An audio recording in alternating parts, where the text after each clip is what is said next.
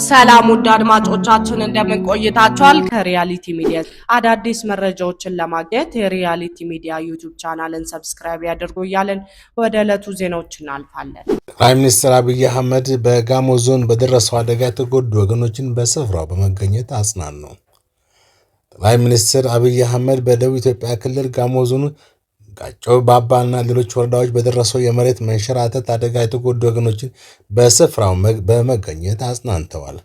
ጠቅላይ ሚኒስትሩ በማህበራዊ ትስስር ገጽ ባስተላለፉት መልእክት በበልግ ዝናብ ምክንያት በተከሰተው ድንገተኛ የመሬት መንሸራተት አደጋ ሕይወታቸው ላለፈ ዜጎች የተሰማቸውን ጥልቅ ሐዘን ገልጸዋል።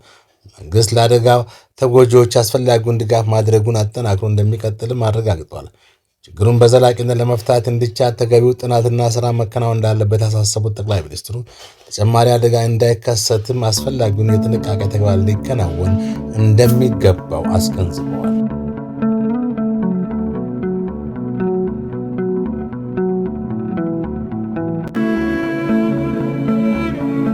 ለዲያስፖራው የቀብር ቦታ መከልከል አለበት። የዲያቆን ዳንኤል ክብረት አነጋጋሪ ማለት የሚኖሩ ሰዎች ከኢትዮጵያ ምንም መጠየቅ የለባቸውም። መጨረሻ ሲሞቱ ለምን ቅበሩን ይላሉ። ማን ባስጠበቀው አገር ነው ማን መጥቶ የሚቀበረው? አገር ዝመት ብትባል እኮ በውጭ ያለው አይዘምትም። እኔና እናንተ ነን የምንዘምተው። መርካቶ ቢወደድና ቢረክስ እኔና እናንተ ነን የምንጎዳው። የእኛን ችግር ላለመካፈል እነሱ ሄደዋል። ይተውልና ኢትዮጵያን አያገባቸውም ይተውን ሲሉ በቁጣ መልእክት አስተላልፈዋል። ግን በለንደን በአምስተርዳም በዋሽንግተን በፌርፋክስ ሲኖሩ ከርመው ቀበሩን ብለው ወደዚህ ይመጣሉ። እዚያው በተከራዩት ሀገር ነው መቀበር ያለባቸው። ማን በጠበቀው ሀገር ማን ይቀበራል? ዳንኤል ክብረት።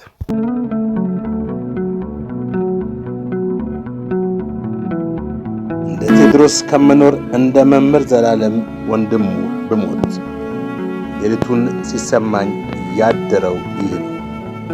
በቴዎድሮስ ተክለአረጋይ። እንደ ሐሳብም እንደ ኑዛዜም ውሰዱት። እዚህ ምድር ላይ የቀረኝ ምንም የለም፣ የሚቀረኝ ሞት ነው። ብቻል ግን ሞቼ ብኖር ሞቶ መኖር አለ፣ ኖሮም መሞት አለ።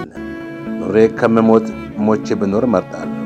ይህ መልእክት ፌስቡክ ላይ ጽሑፍ ለሚያነብ ሰው ብቻ ሳይሆን ልብን ገልጦ ለሚያይ አምላክ ጭምር የተላከ ነው። ለማልዋሸው ለማምነውና ለሚያውቀኝ አምላክ እዚህ ምድር ላይ የሚያጓጓኝና ብሆንም የምለው ህልም የለኝም። ምን ሊያጓጓኝ ይችላል? ሀብት፣ ዝና፣ ቤት፣ ልጅ፣ ትዳር፣ ስልጣን የለኝም። እነዚህ ሁሉ እኔ ባይኖሩኝ እንኳን ባሏቸው ሰዎች በኩል አይቻቸዋለሁ። አያጓጉኝም፣ አያስመኙኝም። እኔ እዚህ ምድር ላይ ጓዜ የተሸከፈ ሰው ነኝ። ልጆቼን አስመርቄና ድሬ የምለው የለኝም። እናቴን ሳልቀብር የሚል ስሜት ይኖረኛል። እኔ ሞቼ እዚህ ምድር ላይ እናቴን ለስቃይ ባልተዋት እመርጣለሁ። ስቃዩን አትችለውም። እሷ ሞታ ስቃዩ የኔ ቢሆን እመርጣለሁ። በሕይወት ውስጥ ግን ስጦታ እንጂ ምርጫ የለም። የተሰጠህን ተቀብለ ወደሚቀጥለው ሰልፍ ታልፋለህ ነው ነገሩ። መሆን የምትችለውን ያህል ነህ። ምናልባት ሕይወትን ያቀለልልኝም ጓዝ ብዙ አለመሆን ይመስለኛል። ስነሳ መሄድ ነው። ሰውን የሚያጓጓው ሁሉ አያጓጓኝም። እድሜ እየገፋ ሲመጣ ነው መሰል የመሄጃዬ መንገድ ያሳስበኝ ጀምሯል። እንዲሁ እንደመጣው መሄድ ይቆጨኛል። የኔ ሕይወት የማንም ተራ ሰው ሕይወት ከመሆኑ እዚህ ምድር ላይ ምንም ለውጥ ያልፈጠርኩ መሆኑ ያሳስበኛል። ጉዳዩ ዓለማዊ አይደለም፣ ሃይማኖታዊም አይደለም፣ መንፈሳዊ ነው። ምናልባት የሰው ልጆች በአመዛኙ የተስማሙበትና ሰውነት ያሉት መንገድ እሱ ብዙ አጓጓኝ። ልሂድ ብልም ብዙ የሚቸግረኝ አይደለም። እንደውም ብዙ የምንቀው ነው። ባህሉ፣ ወጉ፣ ልማዱ አይደለም የኔ ጥያቄ፣ ሕይወቱ ነው። የውስጤ ሕይወት ለውጥ ያመጣው ሲሄድ ሌላው ላይ የሚጎድለው ሕይወት።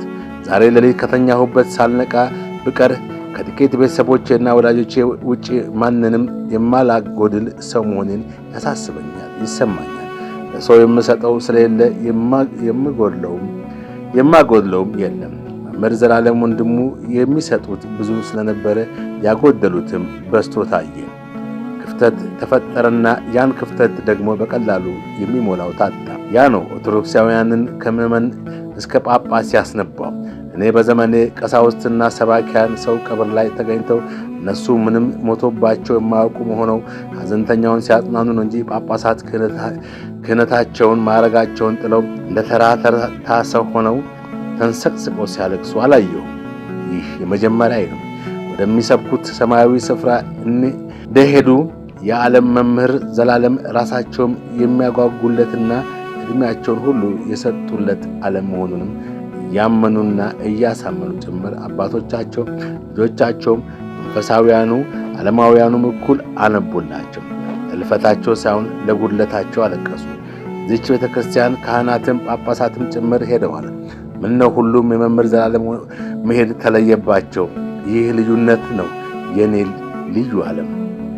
እንደማልኖርበት የማውቀውን ዓለም የምጓጓለት ግን የማላገኘው የወደኩበት ዓለም። ለቴድሮስ መኖርንማ እኮ አየሁት። ተራ ሕይወት ነው።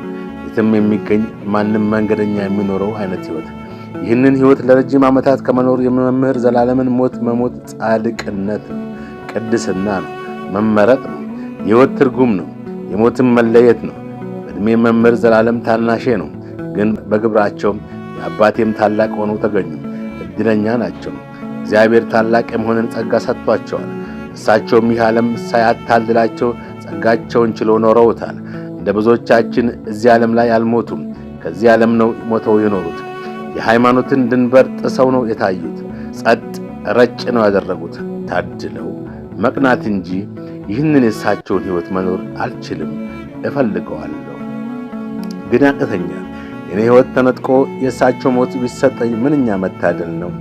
ሃይማኖትን የተማረ ቅስናን የተቀበለው ክህነትን ያገኘው ሁሉ መምህር ዘላለምን ለማከል ሞክሮ ነው አቅቶት የቀረው። ብዙ ዓለም ላይ ተሸጦ ቀርቷል። ሊያስተምር ሲሄድ አበል እንኳን አይቀበልም የሚል እዚህ ዘመን ትልቅ ምስክርነት ተሰጥቷቸዋል። አበል የሚቀበል ሳይሆን በአበል የሚደራደረው ይበልጣል። ብዙ የሃይማኖት አባት ሞቶ የኖረ ነው። እሱ አይነት ሕይወት አሁን የምንመኘው አይደለም፣ የምንጸየፈው ነው።